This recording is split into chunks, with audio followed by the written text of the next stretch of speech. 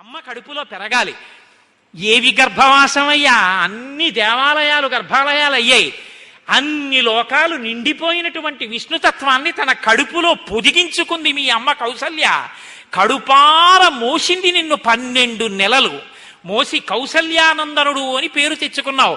మీ అమ్మ మొట్టమొదట ప్రసవించినప్పుడు నిన్ను చూసుకుని ఎంత మురిసిపోయిందో. ఇంత ప్రసవ వేదన పడి కన్నాను, సుగుణాభిరాముడు నా తండ్రి ఎంత ముద్దులులుకుతున్నాడో. ఆజానుబాహుం అరవిందదలాయతాక్షం రామం నిశాచర వినాశకరం నమామి అని కన్న కడుపు ఎంత పొంగిపోయిందో. కాబట్టి కౌసల్యా సుప్రజా రామ. మామూలు రామ అంటే ఇంకో రాముడు తిరుగుతున్నాడు, పరశురాముడు, ఆయన వస్తాడేమో. అందుని కౌసల్యా సుప్రజా రామ. దశరథుడి పేరెత్తితే ఆయన క్షత్రియులు చంపుతుంటాడు కోపం, కౌసల్య పేరెత్తితే ఆయనతో గొడవ ఉండదు.